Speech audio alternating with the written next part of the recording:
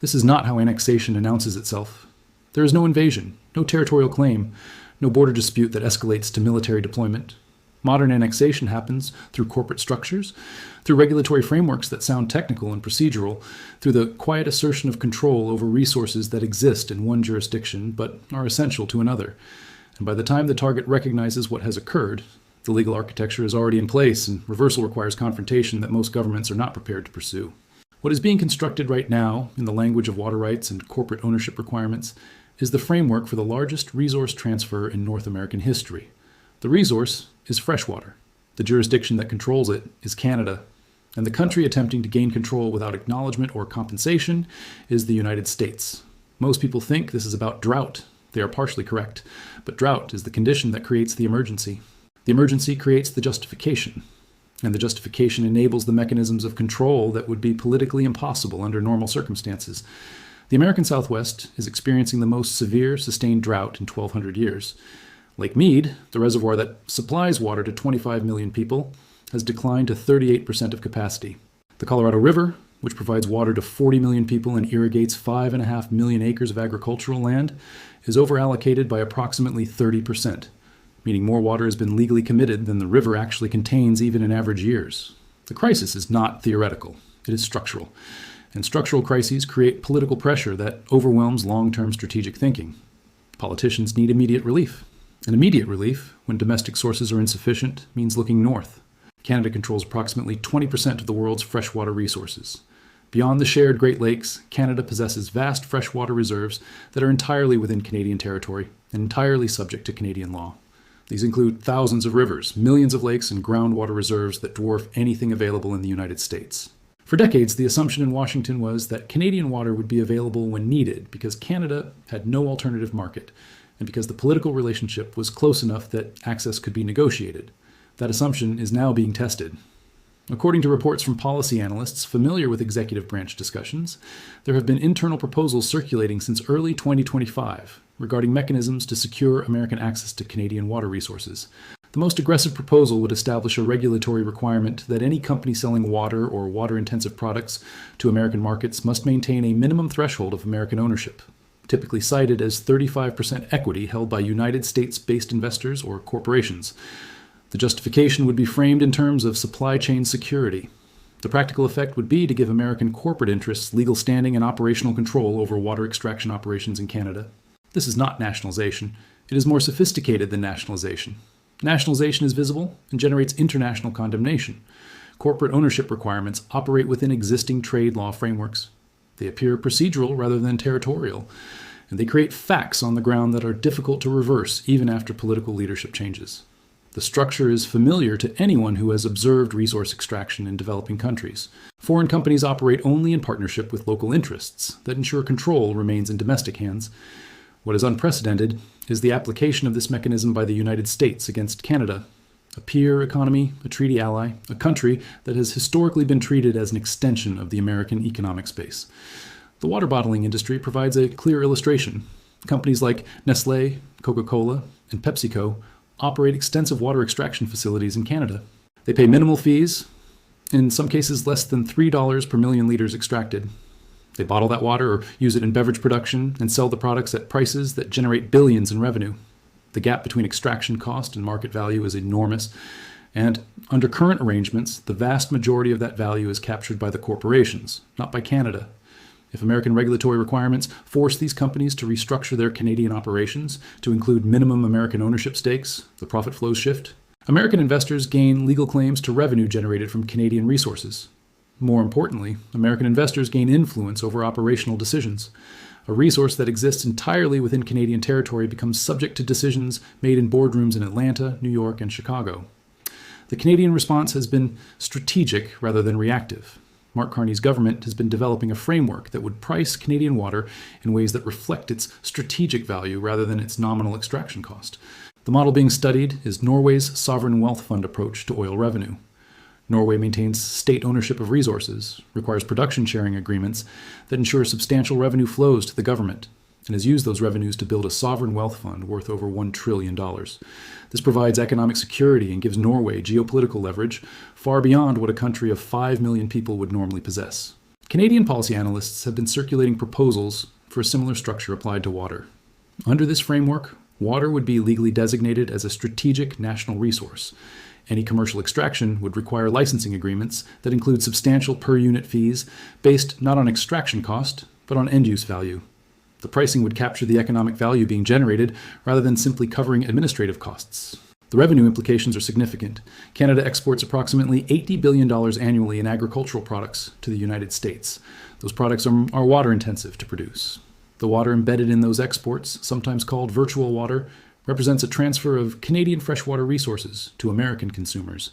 If Canada were to impose a virtual water fee based on the volume of water required to produce exported goods, even a modest fee of 1 cent per cubic meter would generate billions in annual revenue. This is not hypothetical. Academic research has quantified virtual water flows between countries for decades. What has been missing is the political will to transform the analysis into policy.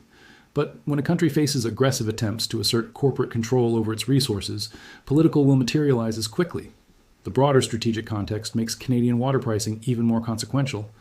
The 2026 USMCA review will be the first major trade negotiation where Canada enters with significant leverage independent of market access issues. If the United States attempts to impose corporate ownership requirements on Canadian water operations, Canada can respond by implementing virtual water pricing that makes American food import substantially more expensive. This is leverage symmetry. For decades, Canada has been vulnerable to American economic pressure because Canadian exports depend heavily on American market access. But if Canada controls a resource that American agriculture, American industry, and American cities cannot function without, the leverage runs in both directions. The legal framework for this shift already exists in fragments. Canadian provinces have constitutional authority over natural resources within their borders. Federal trade agreements cannot override provincial jurisdiction without provincial consent. This creates a legal architecture where Canadian provinces can implement pricing and licensing regimes that the federal government cannot be forced to override, even under trade agreement pressure. Early indicators from provincial governments suggest this shift is already beginning. Ontario announced in late 2024 that it would review all water extraction licenses and impose new fees based on end-use commercial value. British Columbia introduced legislation requiring water sustainability assessments for any commercial extraction operation, with licensing fees adjusted based on ecosystem impact and resource scarcity. Quebec has been studying a provincial water pricing framework with revenues directed to a heritage fund, similar to Alberta's Oil Savings Trust. These are provincial initiatives, but the aggregate effect is the same. Canadian water is being repriced from a free or nearly free input into production to a strategic resource with value that must be compensated. The numbers are staggering when calculated honestly. The United States imports approximately $75 billion in agricultural products from Canada annually.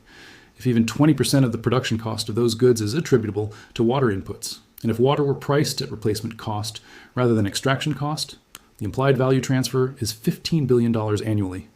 Extended over a decade, that represents $150 billion in economic value flowing from Canada to the United States without compensation. This is the foundation for a negotiating position. When American representatives arrive at the 2026 USMCA review and propose corporate ownership requirements for Canadian water operations, Canadian negotiators can respond with detailed accounting of virtual water flows and proposals for compensation mechanisms. The conversation shifts from whether Canada will accept American control to whether the United States will pay fair value for resources it has been receiving at subsidized rates for decades. The political optics of this shift are particularly powerful. Water is not an abstract commodity. It is visceral. Every person understands water scarcity. Images of Lake Mead's declining water levels, of Western states implementing rationing, of agricultural lands going fallow, these create public awareness that Canada possesses something the United States desperately needs. And when the public understands that dynamic, political leaders gain room to take positions that would have been impossible in previous eras. There is historical precedent for this kind of resource leverage assertion. In the 1970s, OPEC countries recognized that control of oil gave them geopolitical power far beyond their military or economic size. They used that power through production quotas and pricing decisions to reshape global economic relationships. The comparison is not perfect. Water is less fungible than oil, less easily transported. But the principle is identical. Control of a resource that others cannot function without translates into leverage. The American response to Canadian water pricing will reveal much about how the relationship has evolved. If Washington accepts that Canadian resources have value and negotiates compensation frameworks in good faith, the relationship adapts while maintaining partnership. But if Washington responds with threats, with trade retaliation, with attempts to override Canadian sovereignty through regulatory coercion, the relationship fragments. Canada has been preparing for this possibility. The diversification of export markets, the infrastructure investments in Arctic shipping, the critical mineral partnerships with Europe and Asia, all of these create alternatives to dependence on the American market. Water becomes another component of that strategy.